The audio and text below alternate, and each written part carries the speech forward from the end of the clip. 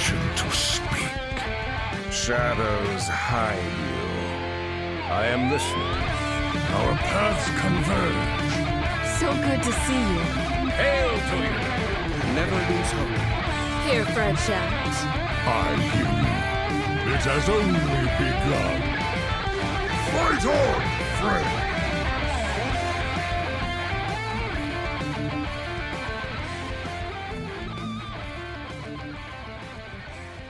Welcome to episode 472 of Concede, a Hearthstone podcast dedicated to making the competitive side of the game more accessible to you.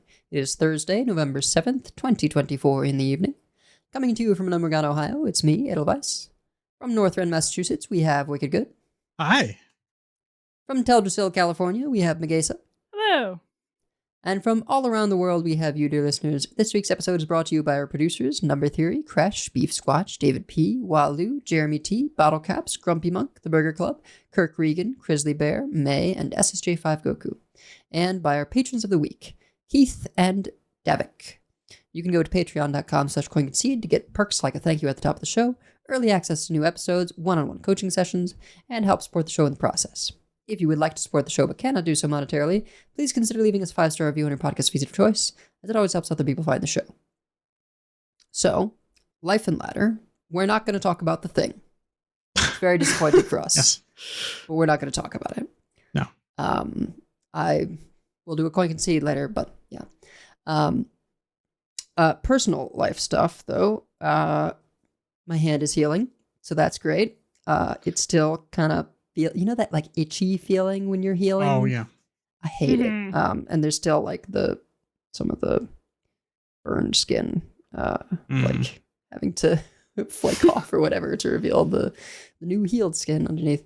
But it's coming along, even if it still looks kind of gross.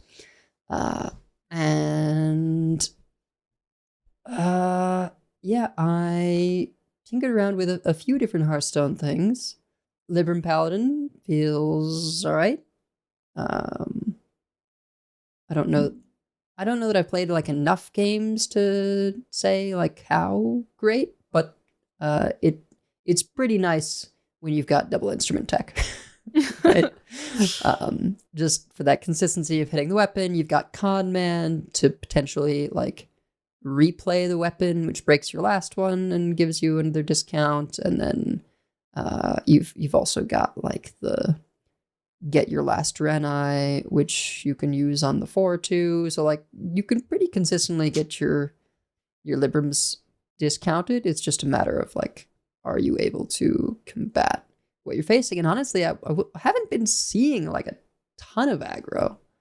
The occasional like elemental mage, but it's probably a symptom of my like only today having hit 4, Diamond 4. A little bit behind, but yeah, I don't know. Libram Paladin was going all right, but I was kind of just in a headspace for blood again, so I picked that up, and I realized, how did I realize this? I think in a version that had Gorgonzormu, I played the cheese at 4, and it summoned the egg, the hunter egg, that pulls a beast and mystery makes it cheaper.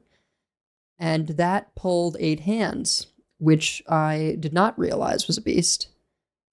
And then I saw someone else playing this 5-drop that we used to do in like Reno Paladin to draw the payoff card there. And it's like cow something. Yeah. Yeah. And I was like, what if we played that cow to draw 8 hands and make it 3 cheaper so we can just play 8 hands. And because the sooner you do it, the sooner you get to have your Ceaseless Expanse, you draw the hero card and you can play that and pretty quickly get the hero power online. I've got Kil'jaeden, and you've got the Soul Stealers as well. So it's pretty solid, right? Airlock Breaches, the top end. May need to shave it down some, right? Because currently there's Yogg, there's Celiax, there's just a lot going on in that top end. Did end up putting in starships in the early game for the extra armor on the early end, and then for the potential of a big threat later on. I think it's like not that different in most matchups from running the Discover a Blood card and a few other things. So, yeah, just sort of working out what's going to be the best list of that to face the field. And something very fun is when you play 8 hands and it destroys all the stuff, almost always Ceaseless Expanse is immediately free. Yes, so that is something that works with wheel as well. I was playing a game with wheel luck, getting frustrated, had a big board, couldn't deal with it, lost. Immediately after, Goku, who had been spectating me, says, "You could have done wheel ceaseless." And I was like, "What?" And he was like, "Yeah, because it destroys the deck, and that's like a ton of cards. So if you destroy the deck, that discounts ceaseless." And I was like, "You have to tell me this before I lose." And he's like, "I'm doing the dishes."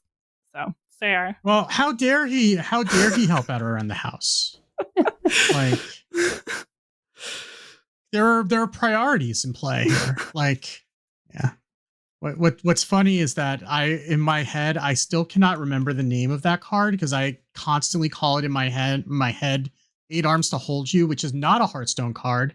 That is an album from the band Veruca Salt from the 90s, which is just shows you how old I am. And I just call that 8 Arms to Hold You in my hand every time that I think of that card. I still do to this day could not tell you with a gun pointed to my head what the name of that card actually is. Yeah. 8 hands from beyond. I just call it 8 hands. But it's been solid. And I don't have a ton of games. I think I'm like 6-2 with it or something.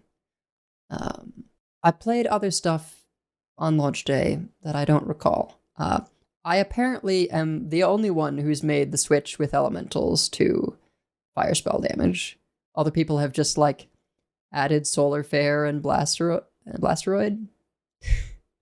and like are still doing the Lamplighter thing. I mean, the list that I've seen do both, right? Because like it's sometimes you have Lamplighters, sometimes you have spell damage. Like they run Saroon, but they're not all in on Saroon. So like Lamplighter's kind of like a plan B, because if you're not running the Grill Masters, then you're not always going to draw Saroon in time. Yeah. So then you have the Lamplighters for additional damage. And I mean, if you're you generally can keep the chain going for long enough that it's plenty of damage from the Lamplighters, and you don't necessarily need to go off with Saroon. But I don't think of it as like an either or. I think of it as like a yes and type of thing.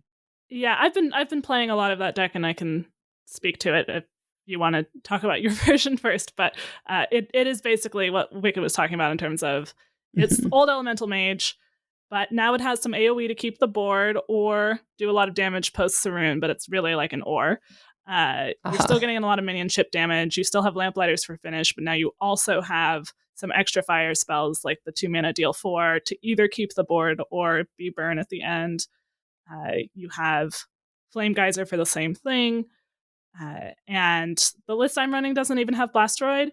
So you don't necessarily need Saroon unless you're facing like a Death Knight, in which case you absolutely do, and you're sad if it's at the bottom of your deck. But as long as it's not at the bottom of your deck, you can get a lot of... I killed a Death Knight with 57 max health and like 18 armor with no way to get a supernova or anything. Now, my Saroon was early enough. It wasn't even on curves, though. But sometimes if you've been forced to use a lot of your fire spells to stay alive and then they gain a lot of health, you're just not able to have enough damage at the end. The Lamplighters help a lot, too, with extra reach. I guess I just go more of the I've built a combo deck now route of, there's still the elementals, but it is intentionally designed to not be required to continue the chain every turn, right? You only have to have enough for Surger. And then it's much more focused on get Saroon down on curve and use that to win with like a forged molten rune or something. Yeah, there is one forged molten rune in the version that I'm playing, which I think is basically it's either the Vicious Syndicate list or very close to it, but it was doing very well for me on launch day when nothing was doing well for me. Suddenly I went on a huge win streak with it, which totally has carried. The only reason my win streak is not terrible since launch is that win streak, but the one molten rune does help give you a little extra reach if you need it. But I am curious in your sort of combo list and maybe trying that again, because even though I think I play aggro swarmy decks better because that's kind of my MO, but I am interested in fire spells. And I would assume it is like a more challenging play experience because it's much more of like, okay, get Sarun down and then game plan stuff, like working out probabilities. Although I might have decided to take out the Blasteroid, but you know, if it is in there, then there's this thing of like, well, I don't want to necessarily shuffle these in until I've gotten Sarun, because then I'm less likely to draw Sarun. You'll just generate burn down every time and then you'll draw it faster. That's just science. You just have to trust in the Blasteroid. Burn down and eat the imp. Yeah, exactly. You'll I almost want to run a burn down because I've just had enough games. We have plenty of draw, but if you're it's like 4 cards that draw you a bunch of cards, which is the elemental that draws you 3, and in this version never burns you anything because nothing is anything other than a fire spell or an elemental, or the other elemental that draws you 1 for each elemental you played last turn. But if all of those are in the bottom half of your deck, too bad for you. That happened to me today. You know, now every deck can brick and not draw its draw no matter how much draw it has, but I was like, I want to play burn down in this deck.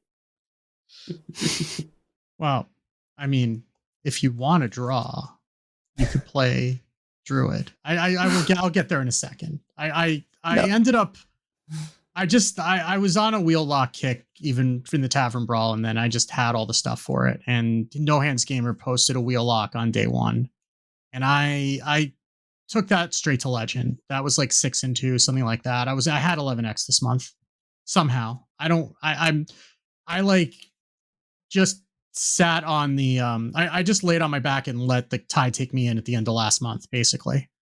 But I got 11x just like by the skin of my teeth. So I didn't really play much of Standard until the new expansion dropped, and then I tried a couple things and I found the Wheel Lock, and Wheel Lock was working well at the time just because everyone was playing Death Knight, and the Death Knight was, you know, playing multiple copies of Airlock Breach, and if you play Wheel, then you don't care how much health they have because you just kill them because they can't kill you. So that was okay. That was fine. And that kind of worked. I mean, it's like a 45% deck. I enjoyed it, and I recommended it to Matt at Arms just because it's a Warlock deck.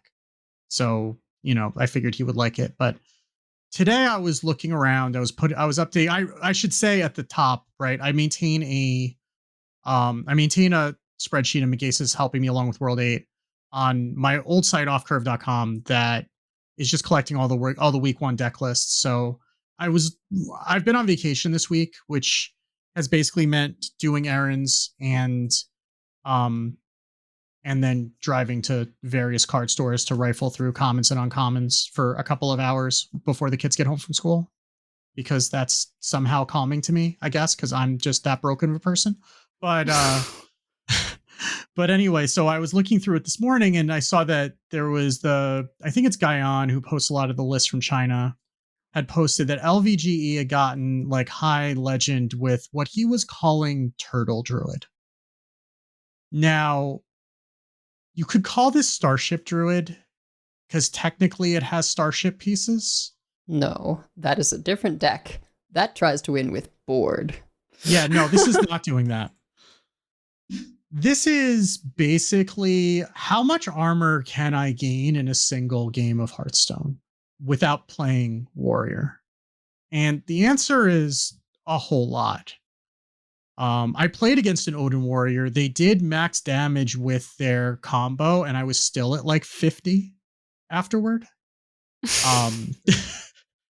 They did eventually kill me because they got a weapon off of Ignis that was summoning 8 drops. So that I didn't have enough removal at the end. But basically, you're running Oaken summons, and the only things you can hit with Oaken summons are Arcanite Defense Crystal, which are the only starship pieces you run in the deck, and then Tortolan Traveler to also get Arcanite Defense Crystal, right?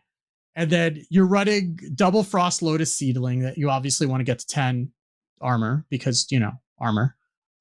You're running just like the full ramp package, double Malfurion's Gift, double New Heights, double Crystal Cluster. You're running Sleep Under the Stars. You're running Hydration Station so you can get all of those things back again. So you launch the starship and then Yep. Okay, so the minions are the Tortolan, the piece, and the full starship. Yeah, ideally you want to not get the taunts off Crystal Cluster if you can help it, because they will get summoned instead of the piece. But the idea is that you're going to Hydration Station. You should ideally in an ideal world get Ziliax, because you have Achilliax. You have Achilliax in there because of course you do. Yeah.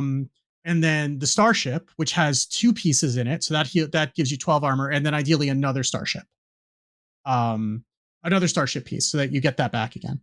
And if you're really cooking, you've played your Hydration Station while the Mista Vista is activated, so that you'll get another Hydration Station back from Mista Vista and get even more armor. And then your ultimate goal is that this is like, I haven't played a fatigue deck in a minute, right? And this is like an actual, like, I want to attrition you out of the game deck, which I mean, like, I haven't done that in a while. So even if I have to play Druid to do it, I'm on board. So you're playing Kil'jaeden so that you want to draw through your entire deck and then play Kil'jaeden. And then you want to use the rest of your draw to draw from your portal after you've killed Jaden to get a whole bunch of big things. And you would think that would be enough, but it's usually not, because everyone else is also running Kil'jaeden, or it can just go long. So then you actually have to find a way to kill them. But it turns out Illidari Inquisitor is a random demon. And after you've gotten that buffed a few times, you can go face with your hero power and you can actually hit them. And I've ended games that way. And I'm sure that is not how the opponent was expecting things to go.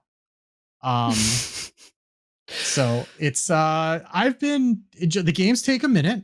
They take a little while, especially the mirror, which is about what you would expect. I haven't hit the turn timer yet, but I would not be surprised if that happens soon in a mirror, just because I haven't seen the mirrors enough. But it is very degenerate, but in a way that I am very much enjoying. So yeah, that's what I've been doing with my time. I've been taking out my frustrations on other people by gaining 1 million armor and then making them hit me in the face and daring them to work through all of it. So I had my last game right before the stream. I was playing against like a Rayla Sith mage, and they had gotten Rayla on 4, and that Rayla stuck for a while. Like 4 or 5 or 6 turns, and they kept getting like Divine Bruise and giving it Divine Shield again, so I couldn't get rid of it. And I ended up just eventually getting a Ceaseless Expanse down to clear everything out. And they went off like full like buy one get one freeze combo at the end of the game. So they were throwing like 20 damage, whatever with the one drop that summons the fire element. Flame Geyser. Yeah, Flame Geyser. So they threw 2 of those at me for like 20 damage a piece, and I was still at like 30 or 40 life. And then they conceded. So yeah, I did lose to a spell damage druid, because apparently if they can make their chalices do 98 damage a shot, then that's a little too much. So on those 2 druids, Edel, which one are you rooting for? I do think a lot of my stuff has more chance actually against the armor than against the many Aulonii into chalices. Yeah. I was not thrilled the first time I faced the draw my deck and then a bunch of Aulonias kill you. Yeah. I was not expecting the quad Aulonius. That was not on my bingo card for that day. And I didn't really want to do the math, but yeah, doubling a bunch of times does make big numbers. Yeah. I don't know. I'm just not interested in playing Dirty Rat right now. Maybe that'll change, but I don't. It would have to be good against both of those things and other stuff, and I don't know how true that is. I mean, I guess 8 arms would probably eight hands. Eight hands would probably help with that too, because it would get rid of chalices, it would get rid of cover artists, it would get rid of the location, stuff like that. Assuming they haven't drawn their whole deck by the, because remember, it's it's not just like deck, yeah. It's not 8 highest that started in the deck. Yeah. Right. Yeah. It's 8 highest remaining. So if they only have 8 cards left in their deck, they're just gonna stay there. I did have a cute moment where I was on 11 cards and my lowest 3 cost things were plagues shuffled in from Helia, and I just 8-handsed. Yeah. I've dealt with that with Kill Jaden too, and that has been very satisfying. There was one DK that actually had played a Helia and then discovered another one from the Primus, I think. And then I just, okay, I'll kill Jaden. They're gone now. They can't hurt me anymore. I'm fine. We got the vaccine. It's okay. Vaccine is demons apparently, but what are you going to do? The reason the Helia is there is Quasar. Yeah, which is fine. I accept that. I'm okay with that. Yeah, that's what I've been trying to tell myself when I run into Helias. Although when I was trying to play Asteroid Shaman and then I ran into Helias, and I'm just the collateral damage here. It's not even for me. I'm still suffering from it. We'll definitely talk about Quasar Rogue, but I've been trying to do your advice, Wicked, of like, well, I'm just going to get a snack and then find out what happened. But there has to be like some sort of chime, like it's 45 seconds into your turn, but it's your turn now, really. So now you can see whether you're dead or not. Also, there was one point where I'm like, I can only get so many snacks here if I keep running into these. Now, oftentimes, I mean, I think my most common experience has been I sit there for 2 full minutes and then I'm not dead. But sometimes you're dead. And sometimes you're not dead, but you still can't quite kill them. So then if they do it another time or 2, then you're dead. That's the nice thing about having 100 armor by the time that they start to go off.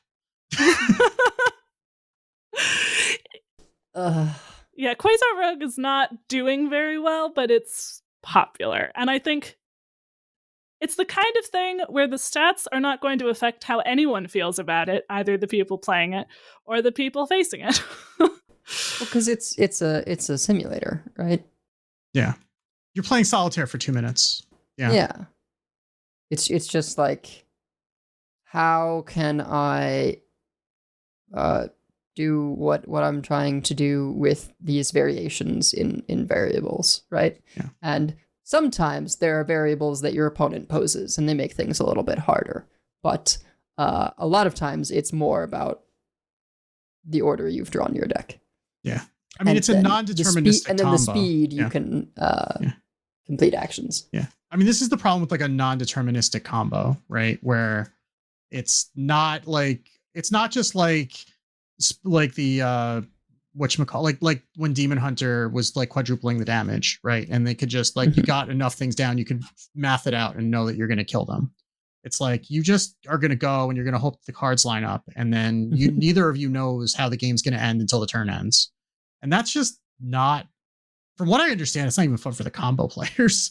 Like, because like they don't even really like, they like to do the thing and then move on, and it's just like not even satisfying when you do the thing and it doesn't even do it. But like, and I found this out like playing Commander, because I accidentally built a deck that did that. Like, I didn't mean to do it, but I built a deck that kind of just went infinite, but it didn't go infinite in a way that like I could just say, oh, this is an infinite loop, you lose the game. It was like I had to draw and like keep doing the thing until I found out if I had enough stuff on board out of it. And then as soon as I did that like twice, I took those cards out of the deck, because it's like I wasn't having fun, because I was feeling like self-conscious, and I could definitely tell that nobody else at the table was having fun while I was doing that. So, you know. Anyhow, we're going to talk a lot more about all of the decks in the meta, at least all the ones that we've encountered and all the ones that we've seen. Real quick, I talked a little bit about the elemental mage that I played, but that's kind of all that I had talked about so far. Oh, sorry. That's okay. So that's the only thing that I did well with. I did play some priests. Obviously, I started there. I won my very first game with my own sort of like ambient light spawn priest that I tried out in theory crafting. I was really excited about. Lost the next like 8. So I didn't post that that deck. I've run into various aggro priests, and there are some that are just kind of the card Orbital Halo. That is a real card. Whether the rest of the deck is quite there, I'm not sure. But Orbital Halo is absolutely a real card. Oh, I saw that and I was like, oh, this is going to be so annoying. Because it's one of those things where it's in the right place in the hand, and you just like play minion, give it Orbital Halo, go. Like, that is what? You get a 3/6 Divine Shield if you do that on the Brain Masseuse? Yeah. Or you can do it. I mean, the one thing that's not so great is is the Overzealous Healer, which one version that I was trying today just didn't have the Overzealous Healer for that reason, I think. But any other thing is a good target. Or if you coin, then you can do it on the Overzealous Healer if you're on the coin, or if you have anything else. So there is a little bit of anti-synergy with the healer, but she is a 1 mana 3/3. So there's a little anti-synergy also with the weapon and her, because if you pull her, like you have to be aware that you might pull her with the weapon and be ready to either accept that they might get the 6 healing or have a spell for the spell burst ready to go. Yeah. So that can bite you a little bit, but she's still good, I think. So there's some that just are like 1-drop, Hunter Tourist, Drifter, that kind of thing. I'm trying to think whose deck it was that I was playing today. I'll see if I can find it for Decksplanations. Was it the one I sent you? I think so, yeah. It was from HS Top Deck, so I'm not quite sure where they got it from. We will find out. Seville. I don't think that's their actual name. I think that's just their their Twitter name. Their actual name is something else, because I went to go add it and it was already there, but it was there under a different name. Kvark, Kvark. Okay. Yeah.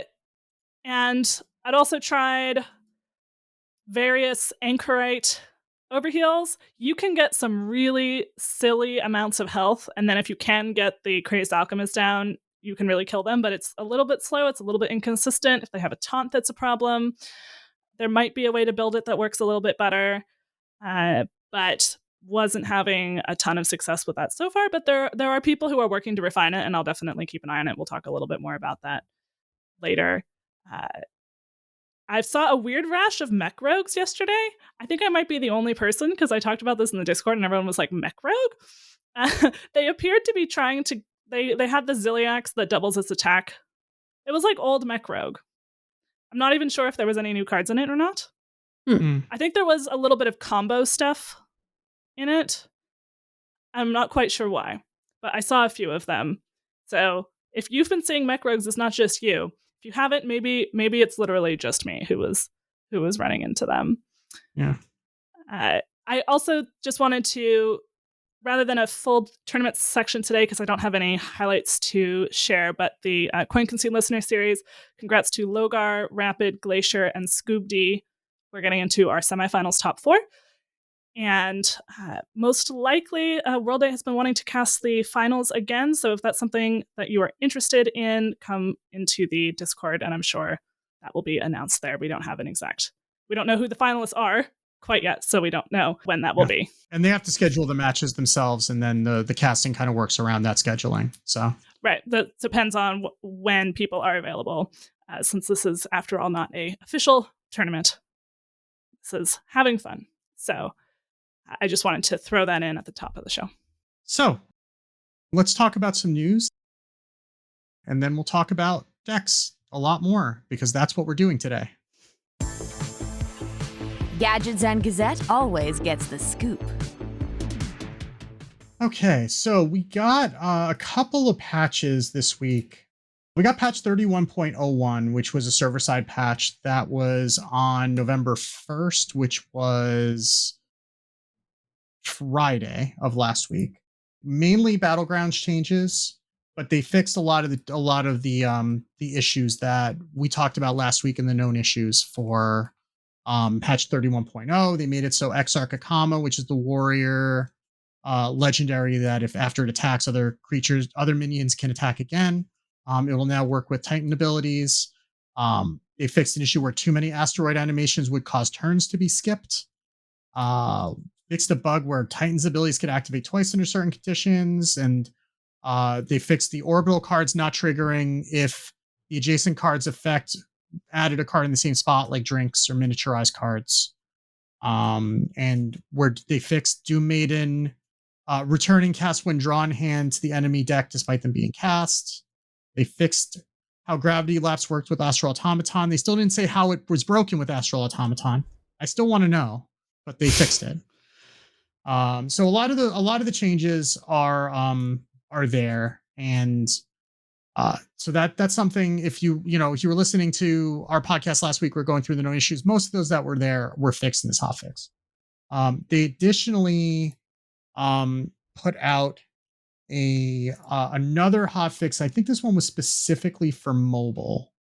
That was on the 6th, which was yesterday.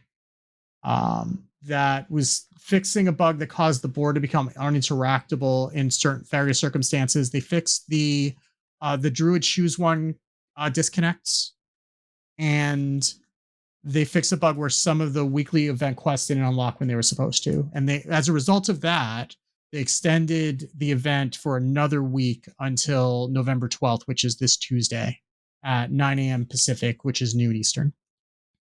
So if you were trying to rush to get your event quests finished, you have another week to do it. So those are there. And then we also got a bunch of shop updates. So we got, first of all, we have some portrait bundles. We got Malygos as a I don't know. I still don't know which ones are legendary and which ones are mythic. I guess it doesn't matter because it's $25, whatever it is. Well, we got Malygos for a mage portrait. It's $25 or 2,500 runestones with 3 mage packs and 2 golden standard packs, which I believe is a change from those bundles. They used to be, I think, just 5 class packs, and now they're throwing in some golden packs, which is adding a little bit more value to those bundles, which is nice. So that's it's full animation like any of the other legendary or mythic portraits. I guess maybe this is legendary because Malygos, I think, is not Malygos. Ragnaros, I think, is mythic, where it's taking over like the whole board. Yeah, I think it's diamond. Yeah, there's diamond and legendary, yeah. And I'm not quite sure on the difference between diamond and legendary, but mythic is like Ragnaros. Yeah, this is It's cool. It's an animated dragon. Yeah, if you're into dragons, very cool effects. There also is a hunter portrait for Nathanos Blightcaller. If you are a Nathanos person, you know who you are. There are some people who are very, very excited about this. So that is going to come with a card back and 5 hunter packs for $15 of 1,500 runestones, as well as Exarch Urel for a paladin, which just comes with the 5 packs, and that's $10 or 1,000 runestones. I believe we got something back for gold, but I'm not seeing it on Ben's tweet, so I'm going based on that. So we also got some signature art bundles, not the legendary signatures, but more of the signature starship pieces. So there's one for each, or I don't know about for each, but there are 4 class starship signature bundles. You can get the Exile's Hope, which has Arcanite Defense Crystal and Dimensional Course. That's the neutral one. That comes with 5 standard packs, and that's $35. They're all $35 or 3,500 runestones. You can get one for Hunter with 2 biopods and 2 specimen claws. One for Death Knight with Soulbound Spire and Guiding Figure, and one for Demon Hunter with Shatter Shard Turret and self-fused, I don't know what something battery at the beginning of its cutoff. I don't even remember what the starship pieces are. Just Fell-fused, I think. Fell-fused. They're just starship pieces. They're the starship piece that does X in my head. So So if you want to bling out your starships, I believe that will. I'm not sure if that actually changes the starship itself. I believe it does. If any piece of your starship is signature, the entire starship will be signature. Yeah. So if you're just really concerned about getting your starship to be signature, probably the Arcanite Defense Crystal you're often going to be playing in these decks. Personally, I really like the Demon Hunter art for those particular pieces. I don't know if I'm confident enough in this in that deck, at least for now, but the art for all of them does look really cool. And if you want to get just one bundle, that's like the most likely to give you signature starships in general than the neutral one, because Arcanite Defense Crystal is insane. I mean, for that much, it would be nice if they threw the neutrals in and just to each one of the class bundles and not make you buy the neutrals separately. Yeah. You know? Because like if you're going in on starships, even if you're just doing it for one class, right? Like if you're doing starships, you're doing starships. It would be kind of nice if they just threw the neutrals into all those bundles. But and not make you buy like 2 bundles just to get a fully blinged out starship for one class. But, you know, it is what it is. Yeah. When they announced that having any piece be a signature would give you the signature starship, I was like hoping that the neutral ones were going to be on the track somewhere. Yeah. And so I was kind of bummed when I saw that they were in the shop. Yeah.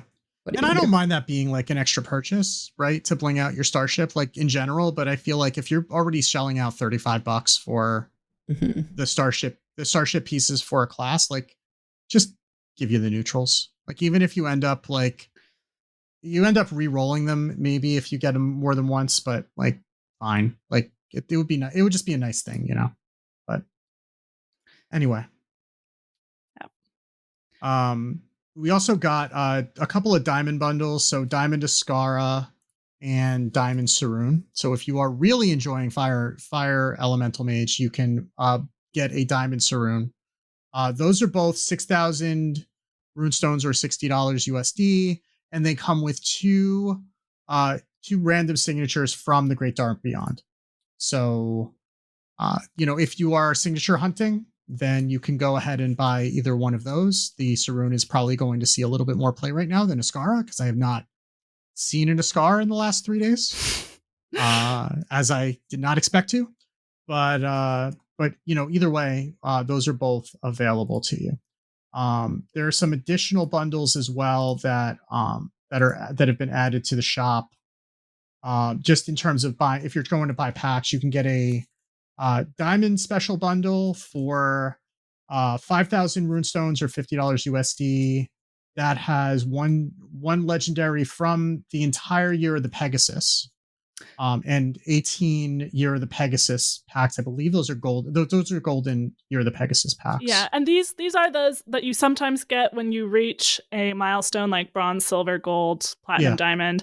This is like a new set of those, and they all have Year of the Pegasus packs rather than standard or specific expansion packs. Yeah, which is nice because I mean the old stuff's going to rotate, so you know that you're getting packs that are only going to have things that you're going to be able to play with for a year. So that is nice for them to do that at this point. Like this is the time of year last year when we first got catch up packs, right? So that it's nice that they're thinking about that and being a little bit more mindful of the fact that some of these cards are going to rotate. So you can also so I guess if we start from the bottom, right? If with bronze you can get a 15 Year of the Pegasus packs for 1,000 runestones or $10 USD. At silver, you can get 15 Year of the Pegasus packs and a random legendary for $15, 1,500 runestones.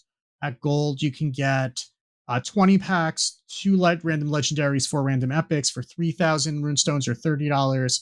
Platinum, you can get 20 packs, a golden random epic, and a signature legendary from Year of the Pegasus for $40, or 4,000 runestones. And then, the diamond one is 18 golden Year of the Pegasus packs, and then a Year of the Pegasus signature legendary.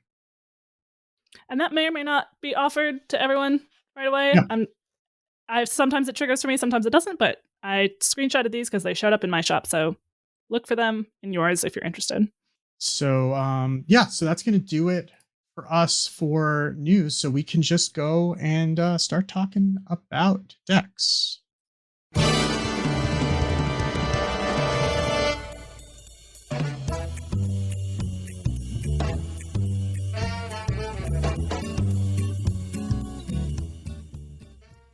All right, so we have, and by we I mean mostly Wicked, divided some of the decks that we've been seeing into, and that can answer a bit of the question of what to play. It's a new meta. That's always the question. What can I play? What's going on? We have old but solid, new hotness, and tier fun.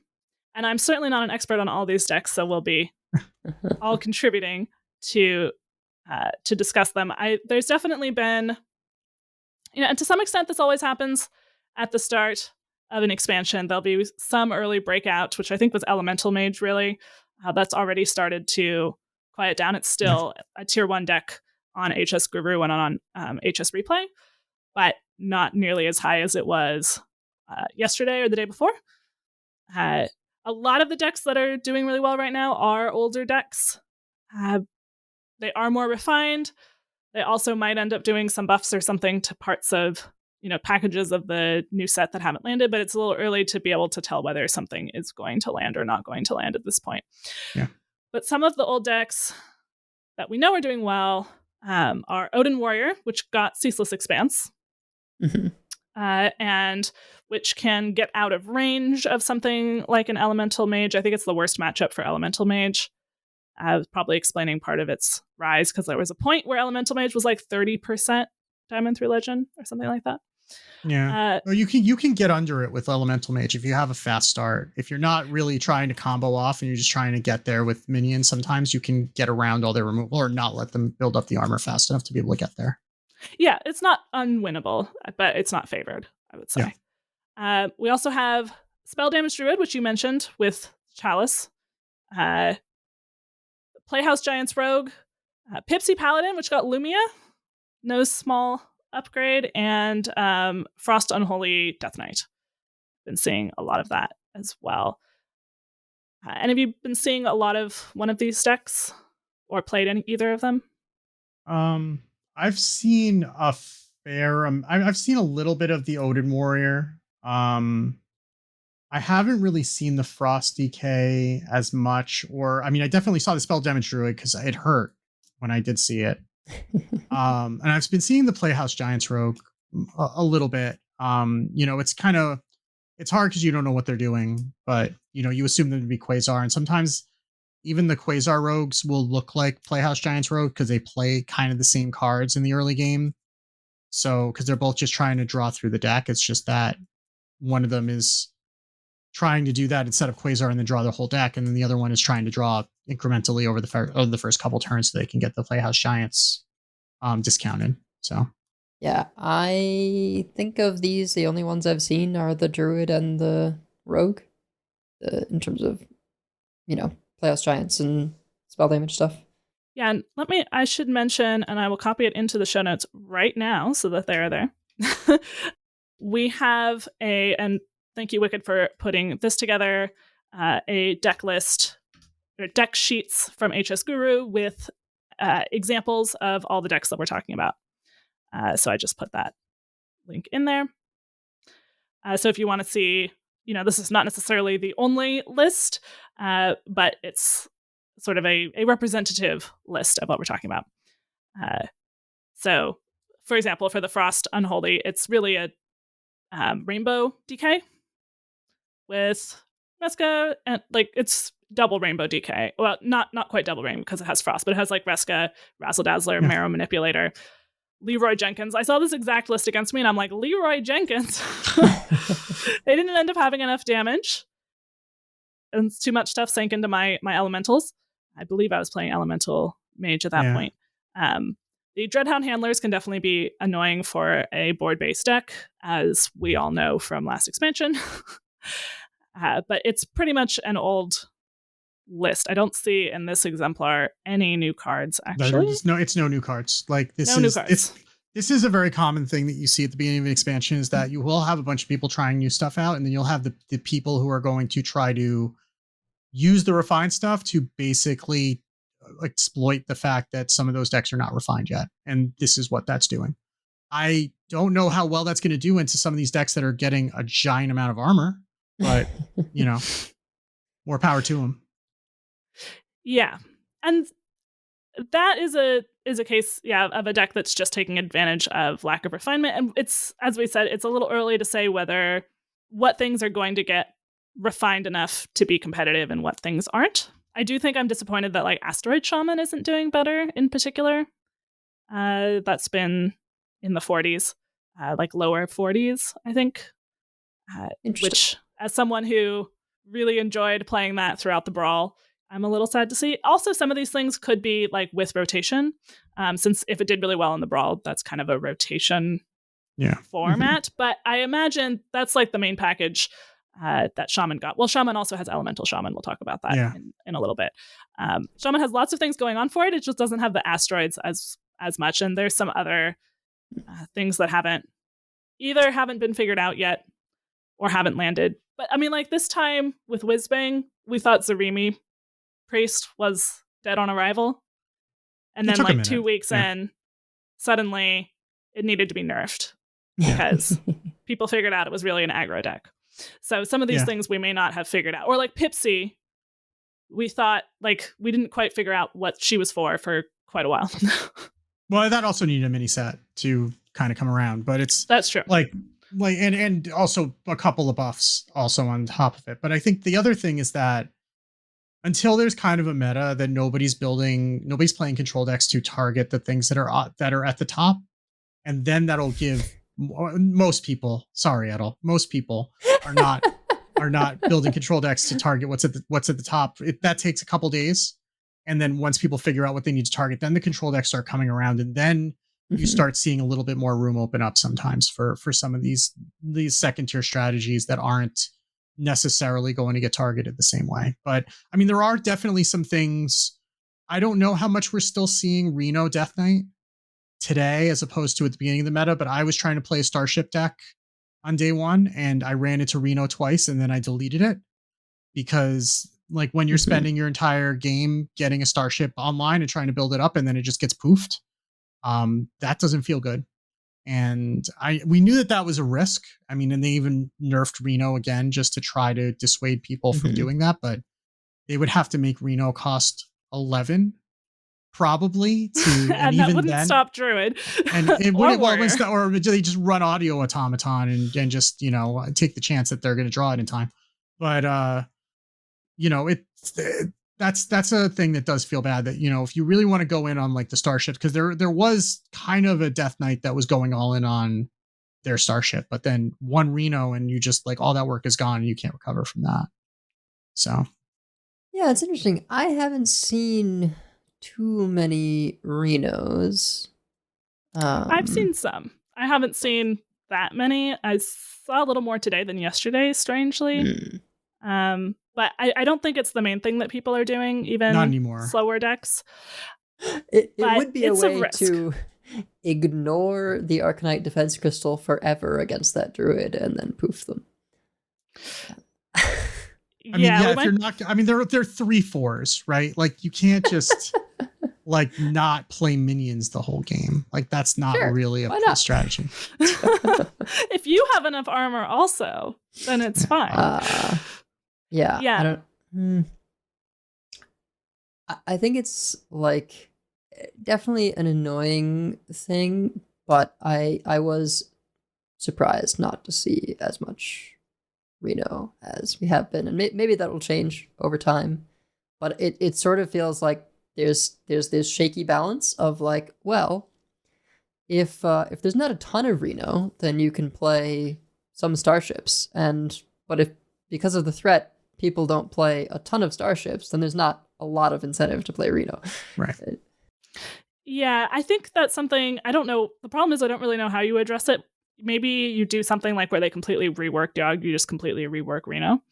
I also think having some lethality, like I think in early days, there was some calls to nerf Elemental Mage.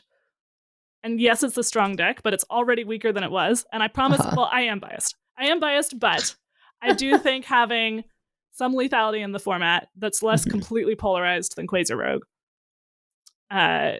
does help keep things from just being a grind fest, right? Yeah. And so, And I thought we would have like Pirate Demon Hunter still playing this aggressive starship pieces, and I haven't seen really any of that. That's a harder sell when you need to get through both the taunt on the Arcanite Defense Crystal and the armor that's coming out of it, right? Like that's a lot of health to get through. I think you basically must run red card, actually. Yeah. Yeah, maybe it's a build thing. It's right about at 50% for Past Day on both HS Guru and HS Replay, the Pirate Demon Hunter. Which is not what you want. You want that to slaughter a deck that ramps, right? Yes. Yeah, well, not necessarily that particular matchup, but like overall Pirate Demon Hunter's at 50. Against looking in, it's very good against Druids and Rogues, but Rogues have a bad win rate in general. It's bad against Warriors, which is not what you want. You want to be slaughtering Warriors. And it's bad against Death Knights, which is not what you want. You want to be slaughtering Death Knights. Yeah. So I don't know that the Druid is popular enough to be targeting that. I think it's the Death Knight you're targeting. Let me look at this let me look at this in a little bit more detail, broken up into actual matchups and not just classes. Pirate Demon Hunter does poorly into Elemental Mage because now we have AoE. Destroys Quasar Rogue, not surprising. Does poorly into Odin Warrior. Poorly into BBU Control Death Knight and Razzle Death Knight and Highlander Rainbow Death Knight and Frost Death Knight. Yeah. Does well into Big Spell Mage, which is otherwise doing, like, Big Spell Mage is otherwise doing very, very well. Does well into Hunters. But the problem is, like, Elemental Mage is popular, Death Knight is popular. And if those are bad matchups for you, then that's going to make it hard for you to consistently do well. So, does well into Druids in general. Yeah, if you're having to spend your turn, your early turns ramping, and they're hitting you in the face, that's not a good combination. So, but if you just really, really hate Quasar Rogue, this is the best thing against Quasar Rogue. On the flip side, if you're because of these effects, don't see a ton of aggro and are upset with the Druid, then maybe it's Wheel's time to shine. Yeah. So I guess we should talk about some of those new decks then, because we've only talked about the decks that we already know about, and there are a fair number of new things that have been popping up over the last couple of days. Yeah. Well, we had Elemental Mage here to start, but I think we've discussed that pretty well. I wanted to give a brief shout out to Elemental Shaman, which I need to add a list to that. But the Elemental Shaman, I did see someone today not remember that Shutter Block means that your Scar can't go face. And so they tried to do that with Murmur, and it didn't work out for them. And then they were very, very sad. Probably deleted the deck. But if you remember that's not how it works. It's Elemental Shaman, but in kind of like you had built it Wicked for theory crafting, but you have Murmur so that you can have big pop-offs. Just don't try to Shutter Block your Scar, but you can still Scar, you can still Kalimos, and that because the damage part of the battle cry is not the part that's being tripled. The choosing is being tripled. The damage part can still go face. So that is still a thing that you can do. And it's just kind of, an aggressive deck that also has a lot to finish up. If I look here, you have like one Horn in the Windlord. You have Magatha because you're just like literally not running any spells. You have your typical elemental package. Turbulus because everything's a battle cry. You're basically just running Turbulus for Turbulus, Azurite Giants. And let's see the popular builds like Menacing Nimbus, Minecat Cruiser, Lamplighters. So basically, like you might expect. But if you, it does, I think, add a little bit more interest to that deck. Definitely not as popular as the Elemental Mage, though, and probably not nearly as strong. But it is an option there. And then we have, we should probably just actually talk about Quasar Rogue. We've been mentioning Quasar Rogue. We kind of explained what this was last show, so I don't think we have to explain the general gist of it. There have been people who, the main way that I've seen is people trying to win through, you discount your entire deck and then you draw your entire deck. And the typical way to try to kill them is with asteroids. The problem with asteroids is that the animations are slow. And the main enemy of the Quasar Rogue, well, they have two, draw order and animations. So there have been ones that are also trying to make it a little bit easier to know what order to play your cards on that are just doing direct damage. I think if we're seeing tons of Odin Warriors, though, and tons of, if your Druid becomes more popular, Wicked, yeah. It's not my Druid. It's LVGE's Druid. I'm just playing it. I'm not responsible for this monstrosity. I just want to make that clear. That might make a direct damage a little bit difficult, but there's varying degrees of like how much are we trying to do with asteroids, or actually it looks like the one in the show notes is more focused on just direct damage spells with like Ethereal Oracle and also like buffing your minion with like Mic Drop. Yeah. And there's even a Tentacle Grip because that does 3 damage. So yeah. I'm surprised that Elven Minstrel stayed in the deck just because it costs more than 3. And that can sometimes brick. I mean, it's only a one of, right? But that can brick your, if you're going to go on 6 and then immediately draw, like that can be a brick, and then you're having to wait a whole extra turn for that. Yeah, in order you do have the O manager to get a coin, right? So depending on, again, what order your things are, you may still be able to play it, right? Yeah. But I mean, like Dubious Purchase is how you have to run that, right? Because it's both draw and removal. That at least you can prep out, right? Mm-hmm. So if either you have a coin or you can prep it if you need to. I like Elven Minstrel's just like, it's like one of these things is not like the others when I'm looking at that list. I wouldn't be terribly surprised if this goes out, but what I would really be surprised by is if Quasar is not in some way addressed, unless probably even if the popularity really drops. Because again, this is not something where the win rate of the deck is going to sway pretty much anyone in any way. Yeah. Well, it's also, I mean, it's miserable to play against. It's not a whole lot of fun to play as. And like, this is the kind of thing where if it's 45% now and then they do other balance changes and leave it alone, then it could get up to like 51%, which is just enough for it to see a lot more play. And like, that's how you get ants. Right. So, I think it's more like 40 right now, but some lists might be higher. Like overall, the archetype is terrible, but it's the kind of thing people are going to play anyway. Well, and if it ends up being a Garrote Rogue, right, where over time people get better at it and then the win rate increases, particularly at higher legend, then you'll have a lot of high legend people like, hey, I can't do anything against this anymore because people got so good at it, the ones who have dedicated their lives to it, right? that it is truly solitaire, right? Yeah. And at top 1K, it's 48%, right? Which is still not great if you're at top 1K and you're trying to climb, but that's, you could see it getting 2 percentage points at top 1K. Or like ideally like 3, like enough to make it a viable deck there. And then once that happens, then like climbing a top legend becomes miserable. And like, we don't want that. If they did something about Sonya Rogue, which I honestly don't know that they necessarily had to address, this is so much more egregious, even if its win rate is less, right? Like, just because you have to wait 2 minutes to find out whether you died and click out like 25 cards to see if you died or not. And there's very little you can do unless you're Pirate DH. And top legend players don't like to play Pirate DH on average. So yeah, I would be very surprised if that's not hit.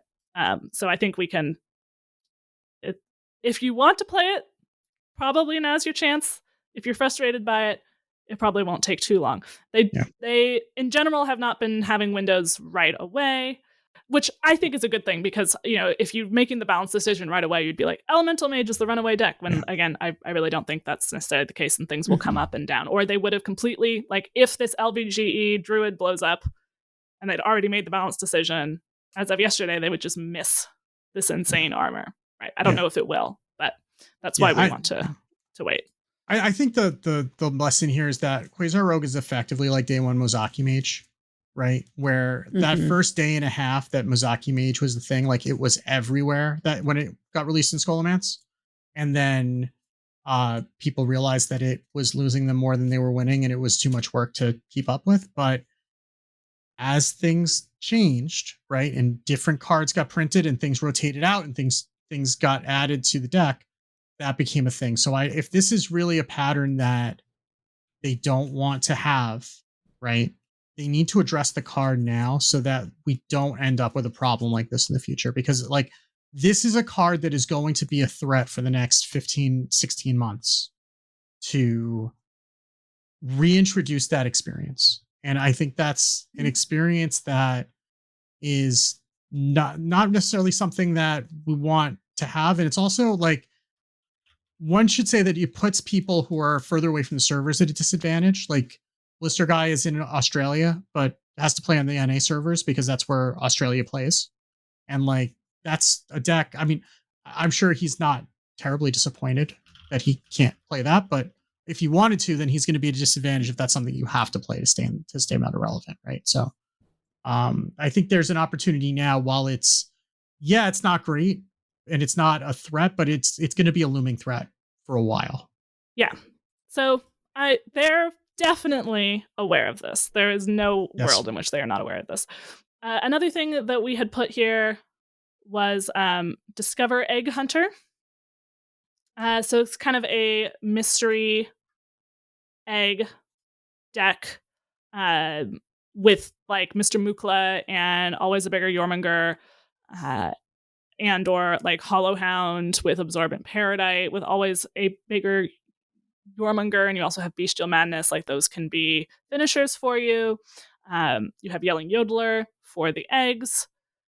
You have King Plush. You have Ceaseless Expanse for a panic button if it gets later in the game. But you also have Exarch Niall, of course, because she's nuts, and Alien Encounters because that card is nuts. Along with Titan Forge Traps. You don't actually need that many Discovers. It does run tracking, but the Titan Forge Traps really does a lot of work towards getting the Alien Encounters down. And the Alien Encounters is the Scrugnock card, by the way. It starts out costing 5 for those 2/5 taunts, but every time you've discovered, it goes down. And Titan Forge Trap counts as 2 Discovers because you discover 2 different spells. Yeah. Plus, you also run bird watching in the deck too.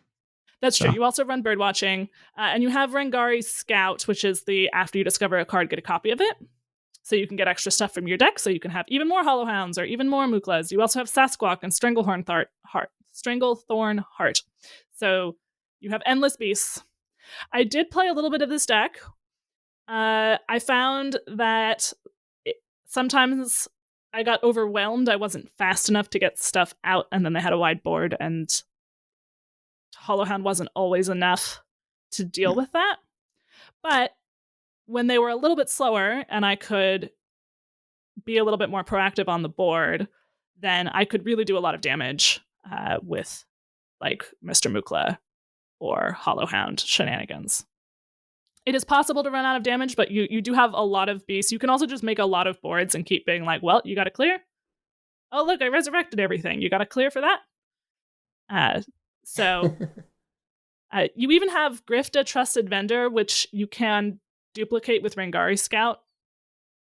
So that can be helpful, especially like if you get 6 damage face, but lots of other things can be helpful from that. And it runs the one I was playing had 2 Parent Sanctuaries. I think 1 Parent Sanctuary is more correct, but it is nice to get your Yelling Yodelers down quicker onto your eggs, or fit in like Exarch Niall or Grifta or Mr. Mukla a little bit more cheaply. Sasquatch. Hollow Hound is not a battle cry, unfortunately, and that was the one that I always needed to be cheaper. But a lot of your minions can be made cheaper, and that does help with, it's a little bit top heavy, this deck. But if you like Mystery Egg, this is a fun thing to try out. Not a ton of new cards, but I think the Discover really helps. Alien Encounters really helps with survivability. Yeah. And the Discover package is fun to play with. Yeah. Oh yeah. Yeah, I think Exarch Niall just adds such a different play pattern to Hunter that is always like really exciting when you can give that to a class, since they are not generally the draw focused class, right? Turning it into, okay, not only is your hero power discover a card, but it draws it from your deck. So it's card draw that way. And if you've got the Rangari Scout, like, you are a hunter whose hand is always full. Yeah, actually, hand management was one thing that I was struggling with a little bit. And there's silly chains too, in like later on in the game, where you go scout, you hero power, you discover bird watching, and then you play the bird watching and get 2 of whatever you hit from that. I was sort of using this in a what did I call it? Biobomb, which is just all about getting your biopods into the starship and as many of them as possible, so that you can Yelling Yodeler it for a lethal, right? It's a like sort of combo-y deck with other stuff you can do in the mid game, but flexibly you can also just gain armor with Arcanite Defense Crystal, like in aggressive matchups. But you got like Kraken and Carnivorous Cubicle to get extra instances. Ceaseless Expanse, that's a funny one to Rangari Scout into an extra copy of. Gosh. So, I wonder how people's deck building will start to be shaped by this, because if you can consistently get Exarch, I personally like the things where you discover from your deck, so you can get extra copies of those, right? So bird watching, tracking, obviously are go-tos in the class, but I also have like card grader in mind, since you discover again from your deck. I've just found it to be much nicer to sort of have that control of like, looking for a particular thing, getting extra copies of it, rather than, okay, I discover a big beast that's discounted and get 2 of those. Yeah. I mean, and like Master's Call is in standard again, right? Definitely thought about it. Yeah. I don't know if you get copies of all 3 if they're all beasts. It'd be pretty hard to make that happen. You wouldn't have enough hand space usually. Well, and because of Scout and Niall, right, you already are running not beasts in your deck. Yeah, that's true. Yeah. Yeah, I know that I didn't actually end up playing it. World 8 had one for the Brawl that was just like, Master's Call Beast, we're just doing Beast, we're just attacking them as fast as possible, aggro deck. Because of course he made that. But that's very different from the Discover Hunter, which does need to have things that are not beasts. But there are good Discover options besides just the few, I think. But you can have a shell of it with just like bird watching, maybe tracking Titan Force traps. That is usually consistent enough. And maybe this is Mismatch Fossil's time to shine. Oh gosh. I think that's what it's intended for, but it is 2 discovers, but yeah. I'm sure it works like Titan Forge traps, that counts as 2 discovers. Yeah. Yeah, I think the traps are the better of the 2. But honestly, Alien Encounters is the only like payoff for quantity of discovers. And playing that for 3 is fine. So yeah. I don't even think you need to run like too many. No. Right. No, because you don't need it to be, it's not like, it needs to be 0 immediately at all. I guess there's the weapon, right? And that's if you've discovered that's not that quantity, turn. that's just that turn, yeah. Right, yeah. Which you're always going to have if you've played Exarch, but then could be tricky if you have not. I think it makes sense to have a hunter deck that it doesn't completely lean into the discover, because then whether you drew Exarch Niall or not would be so completely important if you have another package and then this just supports it. I could see this being a supporting package that we see in a lot of different hunter decks for the next year. Yeah, and also Ragnari Scout's a 1/2, and it's a kill on sight card that is not going to live long. So like you're not going to get a ton of value. You're going to get a value like on the turn that you play it because it's a 1-drop, but like you can't really expect that to live and then just generate you constant value. Like you're getting a burst of value that you want to be somewhat targeted. Right. You don't need your whole deck to be discovers Yeah. because you're not going to have it last for your whole deck. Yeah. That would be the Discover Egg Hunter. We have a spell damage shaman, which to my understanding is from Donkey. Yes, he was posting very prodigiously about it this morning. I tried it and I lost spectacularly and then deleted it. And I have no doubt that was pilot error and that is not an indictment of the deck. It's kind of a nature shaman, but not nature. But it looks like it has that vibe. It's nature shaman if you also built boards. So this list, it has like first contact. It has a lot of overload stuff. So it has like Flow Rider, Overdraft, Novice Sapper, Spirit Claws +2 attack while you have spell damage. So we just have a lot of spell damage stuff. Blood Mage Thalnos, Ethereal Oracle, things that benefit from that like Malted Magma, Pop-Up Book. You have Ancestral Knowledge for extra draw, plus it's overload so that your Overdraft does more, I assume, Lightning Bolt because it's damage and it's overload. First Contact I had forgotten, but that is overload. That's the new card that summons 2 random 1-cost minions. Overload 1. Yeah. This is a token strategy that transitions into burn, right? And takes advantage of the fact that Spirit Claws is 3 damage as long as you have spell damage, right? But this is the kind of spell damage deck that is willing to like Zapper on 1. Yeah, this is not, I'm going to wait and then OTK you all at once on 5 or 6. This is, in a way, maybe more like the Elemental Mage, although it looks a lot harder to play. I haven't played it myself yet. But we make token boards and then also we have burn. It has taking Pylon Ziliax that kind of shows you the deck. Yeah. And if you need an endorsement, Ridiculous Hat did get to Legend with this. 100% win rate over 2 games. And he said, I believe what he said was that Spirit Claws into spell damage totem was like felt like going home again. So yeah. A Spirit Claws, if Spirit Claws was before your time and then you didn't even realize it was in standard, that is the 1 mana 1/3 weapon that has +2 attack while you have spell damage. Yeah. This was a big thing in the past if you started playing more recently. Yeah. That was like when it got added back to core, it was kind of like an if you know type of thing because it looks like trash and it looked like trash when it was revealed originally and until we played with it and we saw how broken it was specifically when you had spell damage totem in the hero power.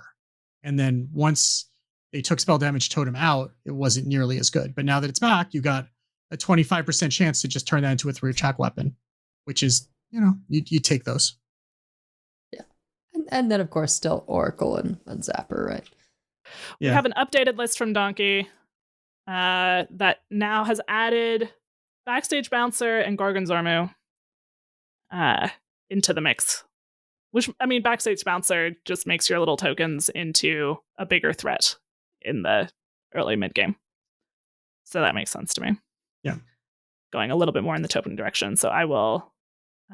apparently, Donkey went 10-0 with this new list. I think that list is there too. I just clicked on the wrong one. I had them both in the sheet for some reason. So, I see. Okay. Yeah.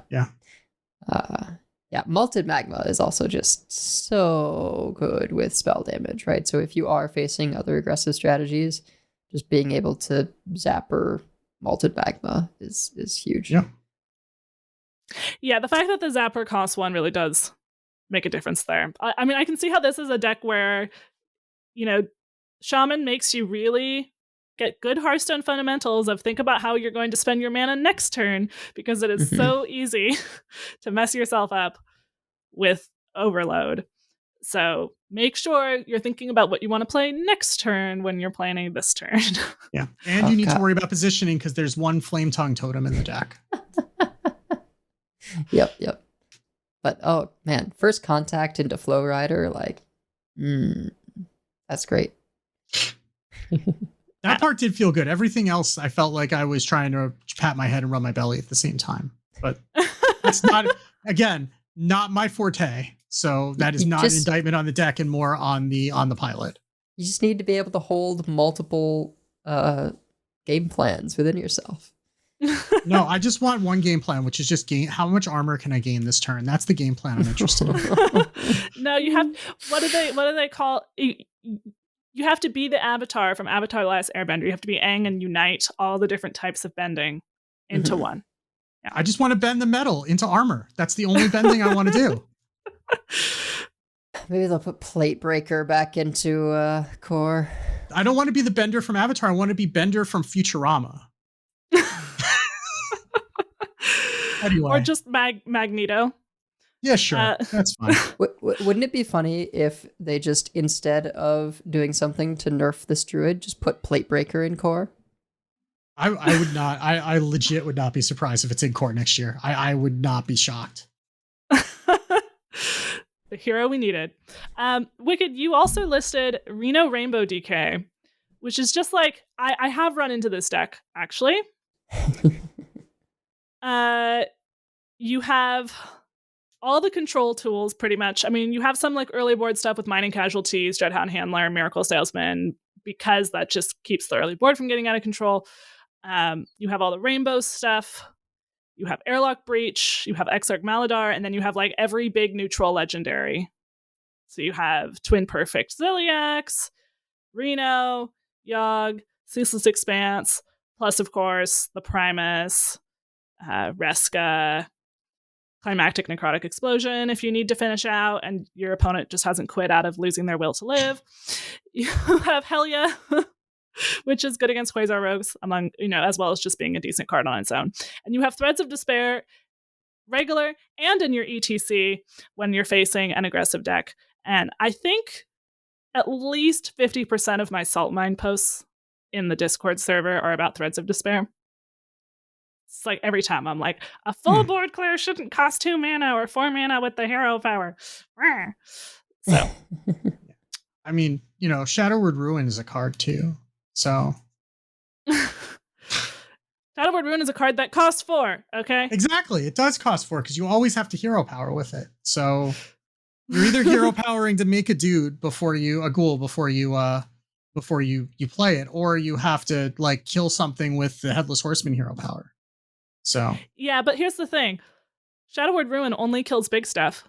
Threads kills everything every time. Yeah. I swear to God. Now, maybe it's because they only play it when it is going to kill the things. And if I actually play Death Knight, I would see the situations when it doesn't work. But from my perspective, it always works against everything. Yeah, Threads is not always good. You just seeing it when it's good. That is.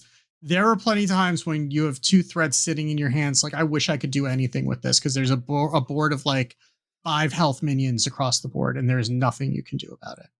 Mm-hmm. Okay, so I just need to play bigger minions, is what you're telling me. You just need to play. You just need to play control decks, and then you'll be happy. Yeah, and then they also run Kill Jaden in ETC because that's the way that you're going to grind out the control mirrors. Like, again, we're never going to fatigue ever again for the next year and a half. But see, this is how I want to see it. I want to see it in their ETC. So me playing it not in the ETC will have mine unscathed, while theirs will go away from 8 hands. Yeah. As long as yours stays off meta, that will continue to exist. And then we have the Starship in quotes Druid, which we have discussed. Yes. Which is, there is also, I believe, like real Starship Druid. Yeah, I haven't seen it. Very different. That is focused around doing the like distress signal into whatever the 5-cost spell is that is like summons 2/3 taunts, or if there's no space, it buffs your whole board. And so that is, as intended, Starship Druid, where you're using the recasts of arcane spells to get a big board, refresh all your crystals, and then buff everything so you have like just huge stats. Reminds me a lot of like the old taunt druid where you would like spreading plague and then buff them all +2 +2. Yeah, the token druid. That version of token. Oh, I hated that deck because the mirrors broke your brain trying to figure out like when you were supposed to play your spreading plague and when you were supposed to make things, because then they could just make things. Oh, that was awful. But basically in the sense that like you're still a ramp deck, and the starships have this unique element of, getting them down early, but then ultimately later on you just build a massive board out of nowhere to try and overwhelm the opponent that way. Yeah, if you don't get renoed. So indeed. There's also, we didn't mention here, but there is Alonius Druid, as you found out when you had a 98 damage chalice. Yes. Aimed in your direction. Yeah, I think we talked about that. You mentioned it briefly when you were talking about the old but solid decks, because it's not really that different. It's not really the main, new. Yeah, the main difference is Arcanite Revelation, which is the 1 mana arcane spell that draws a card, and if it's a spell, it costs 1 less. That's also Ethereal Oracle. And Ethereal Oracle. Yeah. Okay, yeah, so that was there. It was just earlier on the list. Which that's going to be a powerhouse of a card for a long time, and it's one of those where I'm not sure it will ever see a nerf, but it's just going to be in a lot of things that kill people. Because it's not the thing that kills you, but it's the thing that you see right before you die, right? So it's never really going to get as much hate because it's not actually doing the damage, but it's like it doesn't have the 98 damage on the card, but it's the one that's starting to enable that. So I do appreciate at least that they made this one of the free signatures. Or maybe not free, but maybe it's on the rewards track. I think it's on the Tavern Pass, yeah. Right, yeah. Because definitely going to be getting some major use out of that one. All right, in terms of things that are more tier fun, we have Funky Monkey's crewmate Demon Hunter. I actually had found and put in a different list. So we have a couple of different. There's the one from Funky Monkey listed here, and then one that I just found on HS Guru that had the highest win rate of the slightly more popular decks of this archetype. Which is not to say that it's not still tier 3, but if you want to play. One of these has the starship in it, and Funky Monkeys is just kind of aggro with some Draenei, and then they run some of the crewmate cards. Both of them, interestingly, still running Deirdre, which a little surprised that they're running that, but it is a thing. This one that had the starship pieces has like almost, if it's like a 49% win rate. It's good. It's got a 60. The one I'm looking at, it says a 67% win rate into Death Knight over 3 games. So that is a high enough sample size to be able to tell. Yes. This is something I wouldn't, we'll see what they're able to do with the Demon Hunter set, but casual is the mode still. You can play these decks in casual and not hurt your win rate if you're curious. So I am surprised to see a Libram Paladin in here. This has not been my experience of Libram Paladin. I'm 5-1 with the deck. Not a huge sample size, but my list is also pretty different than this one. Yeah, Libram Paladin as a whole has like the 40% win rate, but it could also just be bad decks being. Are they running Ceaseless Expanse? This one is not. If I'm looking at the popular list here, they are. Well, one of them is. Two of them are. Two of them are not of minimum 400 on HS Guru. But it could absolutely be something that it's really hard to find a good list for. It could also be something that we see a buff. As you were talking about, like the Interstellar Wayfarer being 4 mana. Makes it difficult to get your discounts early enough.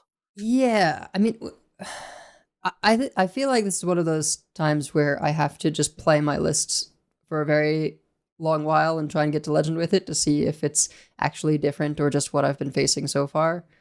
I definitely have gone in a different direction than it looks like others have. Like, I just have more of a long game plan. I don't have Holy Glow Sticks. I do have Leroy because, as Wicked witnessed on my stream earlier this week,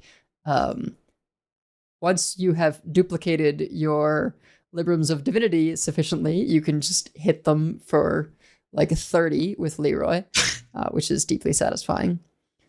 But there is one list on, if you filter all the way down to minimum 50 games on HS Guru, there is a list with a 58.7% win rate over 63 games. So that is not a huge sample size, but it is not right, yeah.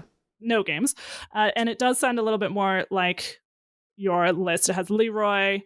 Does it have Astral Vigilant? Does it have Astral Vigilant? No, it does not. Miracle Salesman, Hi-Ho Silverwing, 2 instrument techs, which a lot of the other ones are only running 1.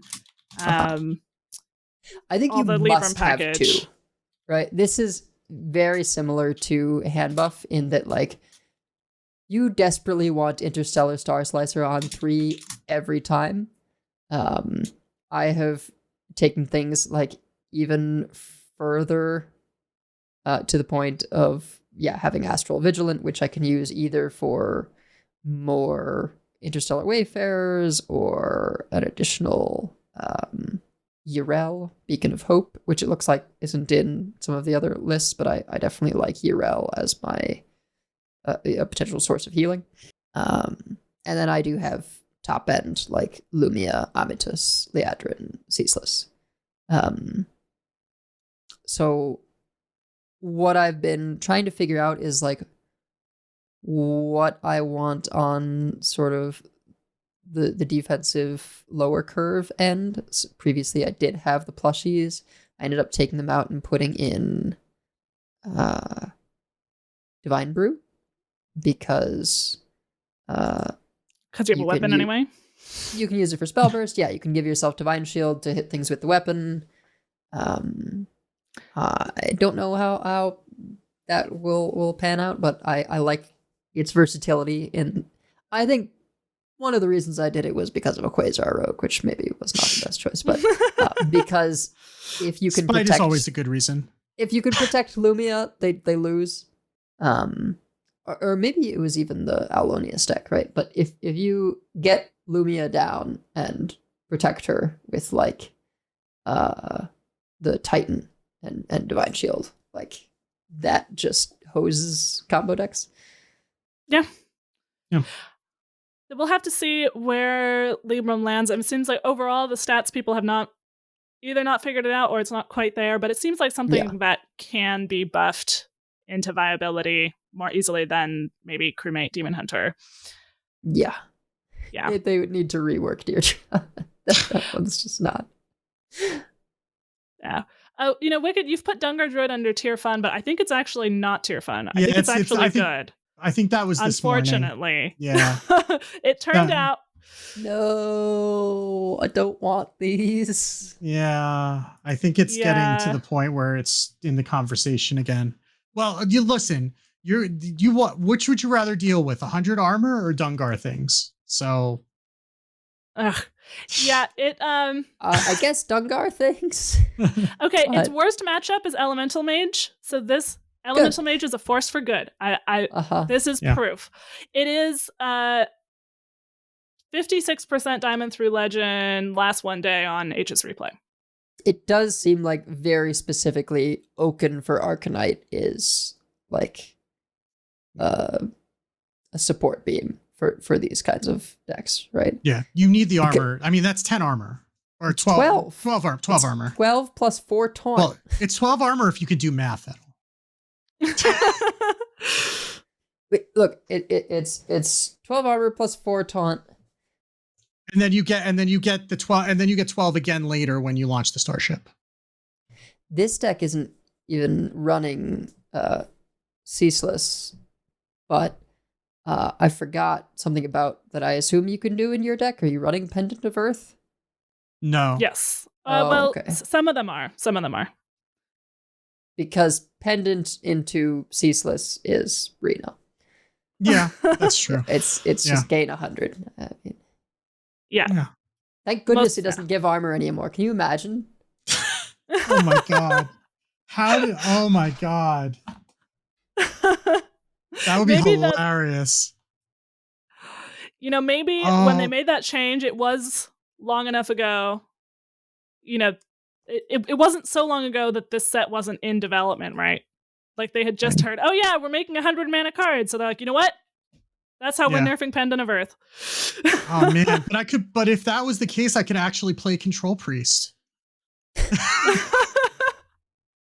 That would be good enough. All it takes is being able to draw a board clear that gains you 100 armor. That's all Control Priest needed. You would just build the deck with 2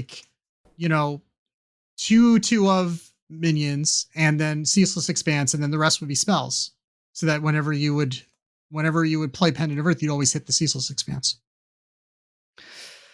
Anyway. Luckily, that is not the world that we live in. But yes, the updates to the Dungar Druid are that it has the Oaken Summons for the Arcanite Defense Crystal. Also, at least some versions have Splitting Space Rock and Stargrazer, because those are great things to just summon. And you need a good variety of different hacks for Dungar. Right. Yeah, so those are the space inclusions. Into the dark beyond. To the great beyond? The great dark beyond. Great There dark we beyond. go. It's both of them. Figured it out.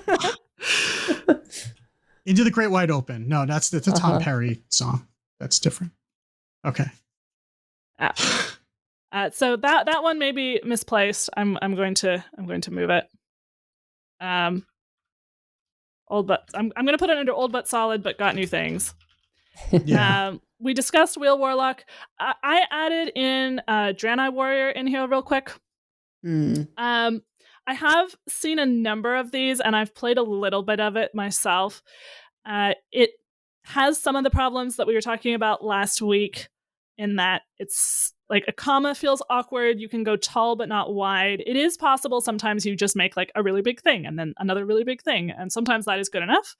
But in a non-theory crafting meta, people have more refined removal, or they go really wide and it can be harder.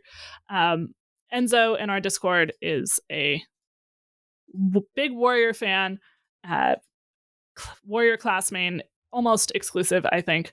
And so he will continue to work to refine it. And he has a version. He actually put in Roaring Applause and All You Can Eat for extra draw with Adaptive Amalgam and Hostile Invader. He said the Hostile Invader, that's the new demon that Battlecry, Spellburst, and Death Rattle deal 2 damage to all other minions. It's hard in this deck to get the Spell Burst off, but you don't necessarily need that. It still does 4. Your minions, you don't have very many of them out at once, and they're really big, so the fact that it's symmetrical is not a huge deal, and it's your one way of dealing with wide boards, and you always draw it because of All You Can Eat. So, and probably even by the time that you're hearing this, Enzo will have a new version up in the Discord. We were talking about do we ever do riffs and stuff like that. But I did play a bit of this and it did feel better, I would say. The Adaptive Amalgam actually, because it's actually fueling your Roaring Applause, you don't mind so much that then it's taking up draws later. And it does get buffed a lot by everything, pretty much, that's in your deck, because it's a buff deck, pretty much. So, but it absolutely, I agree that Captain's Log by itself is not enough draw. We need other forms of draw in this deck. And I guess if you get late enough, right, then Velen just vomits buffs onto the amalgam that it keeps, and then it gets shuffled back in and keeps those buffs every time. So that's not terrible. Yeah, that's a great point. And Velen is not going to, just to be clear, he's not going to shuffle himself into your deck. He replays the battle cries and death rattles. He does not gain them himself. Yes. So. And he has to die in order to do that. So, yeah. Yeah. So he's not shuffling himself in before you get too excited. Actually, a good question that I'm not sure the answer of, does he shuffle in a bunch of adaptive amalgams? Because he's replaying the adaptive amalgams. Possibly. Enzo in the chat, if you know, if this has happened to you, let us know. I would think no, because it specifically says it's itself. So I think if it's not doing the Velen, then it's not going to do anything. Because, like, if you death growl the amalgam death rattle onto something else, it shuffles itself in. We're having people say in the chat Oh, well. that it shuffles in a bunch of 1/2s, so that's not great. But hopefully you don't need to. I think your plan is not to go that long. Yeah. I think your plan is that the Velen does one big burst on the next thing in your hand, then, kills them. Yeah. Well, at least you don't have to worry about losing in fatigue, So Except that the other person has Kill Jaden element demons. So you're and you have not, 1/2s. You're not fatiguing is a little worse. Look, don't. I'm just trying to make this more palatable. Don't ruin the moment, Yeah. And we also had here a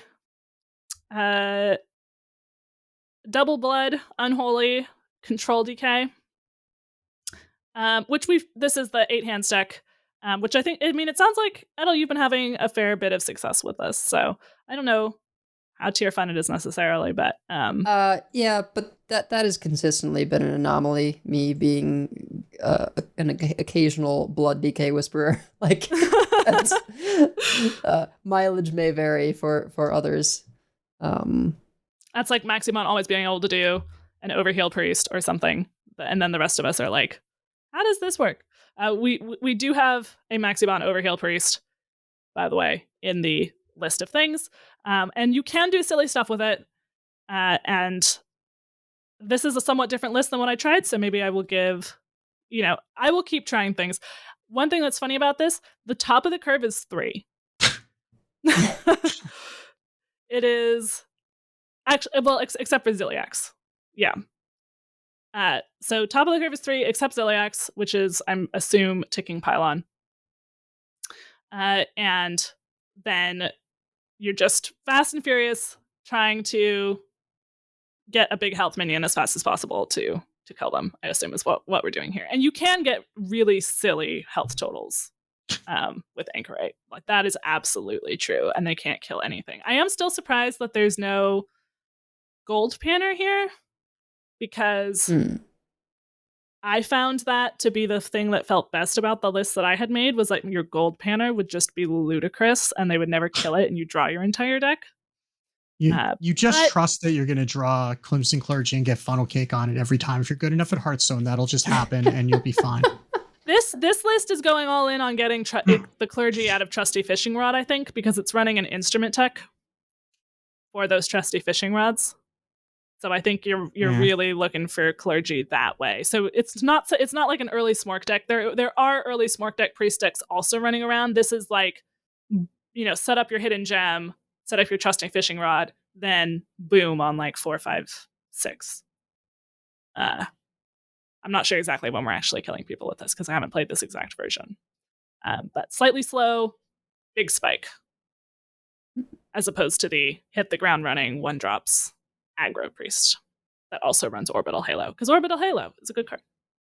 Yeah, apparently Donkey is calling this archetype Anchorite Priest as opposed to Overheal Priest to differentiate, because it's just Anchorite's world now and we're all living in it. It is. So. Yeah, this is also running Troubled Mechanics specifically to tutor the Anchorite, which makes sense. You also have Overzealous Healer that it can draw, but it just makes you more likely to draw Anchorite. You have Pip the Potent to get more Clergies, Fan Cups, Funnel Cakes. I assume Funnel Cake is the main thing you're getting more of with Pip.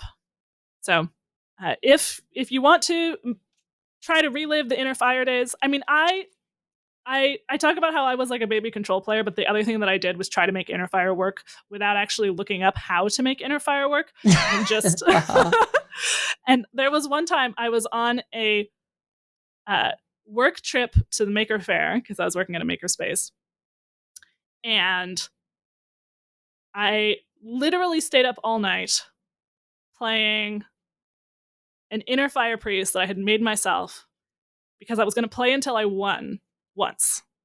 And I like realized that I had to get up early and that I had I finally won and then realized it was time to get up. So I was pretty useless during, I survived. I did what I needed to do. I did not enjoy the Maker Faire as much as I think I could have. But I will still try this deck even if it loses me a bunch of ranks, is the point of this story. Because that person is still inside me. So yes, if my former boss hears this, I'm sorry. It was Hearthstone's fault, not mine. Well, it was also my fault. But I think that will do it for our overview of the meta. Of course, we're as we're talking, it's been less than 3 days since the expansion launch. It's always so weird. By the time that you hear this, there will be new developments, and it'll be a very different picture when we talk to you next week. But if you're wondering what to play, there is stuff to play. Madman HS is saying you buff the stealth minion and then you alchemist it. Yes, that makes sense. Of course. If they're going to be able to remove your other stuff, then you focus on buffing the hidden gem. Yeah. That was what I really wanted back in the Inner Fire days, was like, can we have something with stealth? They can't kill it. And I can just gradually build it up. I think there was something with stealth that had like very little health to begin with, but I was like, I'm going to do it anyway. We're going to like build it up and then double it and then kill them. And I did do it like once in a very rare while. It was like a Mark McCaz type of situation. Except worse, probably. The 2-run Worgen, maybe. I honestly might have the list somewhere. I will report back next week if I can find any of my old lists. Oh, God, that's a throwback. That's a card I haven't even thought about in years. There was also like a 1/4 charge or something like that. Like the one from like Goblins versus Gnomes, like the 1/4 like charge Wind Fury or something. Yeah. Yeah. Or it was like Great Tournament or something. Yeah, I was the only person who did tournament. this. Yeah. Yeah. Yeah. Oh gosh. Yeah, I forgot about that one. Yeah, I mean, I think we all did, but hang on, I'm curious. So I think I am like the only person who did not forget about this. Yeah. Flying Machine? Yep. That sounds right. Yeah, that was we didn't have charge, it just had Wind Fury. It was a 3-mana 1/4 mech. So I had to stick it. That was the issue. That was the sticking point, as you might say. I do think later on there was something that had charge, but not Wind Fury, with like. Well, there's Crab Rider. Low power, high toughness. Well, yeah. Crab Rider was a 1/4. Right. That was Wind Fury, not charge, though. I think there may have been one with charge, but I will be wrong. I will certainly report back when I find that list, because I'm sure I did save it somewhere. There's Crazed Wretch, but it wasn't that, because it was in Priest. Gnome Morgon Infantry. That's the one. So you were right. Goblins versus Gnomes. Charge and Taunt, 1/4. Oh, Charge and Taunt. Okay. Yeah. I was looking for Wind Fury. Okay. I should have been looking for Charge. Yeah. That makes more sense. Gnome Morgon Infantry. Good Lord. That's a... Yep. How did you land on that and not like Wolf Rider? Oh, I guess you're doing Inner Fire things, but still, like Wolf Rider would still have been better, probably. Yeah. Or like Bluegill Warrior. A friggin' Stone Tusk Boar probably would have done better. Because it costs 1 mana. Anyway. It took me a long time to get good at this game. We'll just say that. I was very stubborn about playing without actually looking at anything that would be helpful. But I think that will do it. Well, we have many folks we'd like to thank. Check out the thanks section on the website at Concede.com. You can also find our contact info, our show notes, and our Patreon information. You can monetarily support our show at patreon.com/CoinConcede. Join us every week live by following us on Twitch at twitch.coinconcede.com. Join our community chats in our Discord at discord.coinconcede.com. And write into our email at coinconcede@gmail.com. Follow us on Twitter and Blue Sky at CoinConcede. And if you would like some CC swag, head on over to our shop at shop.coinconcede.com. Coin Concedes. Well, we won't go into any details, but I will say I know we've been, even though we're excited about the expansion, not been a great week in other ways. And for those of you who are also feeling that way, big hug from all of us. And yeah, hopefully Hearthstone is able to be a refuge for you, or you able to find some other refuge for this. Yeah, I would like to specifically coin concede to my people, all the trans folks in the U.S. And if things take a turn and their focus does not remain elsewhere, and you need to get medication, I have ideas. So DM me. We just have no idea how things are going to go and in what order. So, yeah. Well, I'm going to coin concede Ridiculous Hat, who I managed to queue into Wednesday, on ladder. We were both very happy to see each other until I realized he was playing Rogue. And he assured me that he was not playing Quasar, except that he had the 3/2 that gives you a minion from another, or a card from another class on the board. And I said, this isn't better. And he proceeded to beat my head in with a Sonya and a series of charging 3/3s. So yes, that was pretty much how I expected that game to go. But it was nice to run into him anyway. And I told him that it was only okay because it was him. So, and someone who I know someone who kind of can't not be as online this week. Yes. So hopefully he can find nicer corners of the internet. Yes. For at least part of his day. Yeah. Yeah. I guess I'm also going to coin concede to Blue Sky because it has been very nice to be online, but not on Twitter as much. Yeah, maybe it's time to make the full switch. Yeah, and it's been nice to be able to, and again, I know this is extremely privileged when I'm saying this, but just kind of disconnect from political news and people being angry at everything for a couple days. I still see some of it leak in, but it's not to the level, and it's only people that I'm following for the most part. So I know what I'm getting when I get into that. I can mute those people if I need to. So that has been kind of nice to have that experience and not have the swirling hellscape constantly. So yeah. But anyway, so that's going to do it for this week. So keep calm, enjoy the meta, and take care of each other. And if you see us on ladder, coin concede. Coin concede. Coin concede.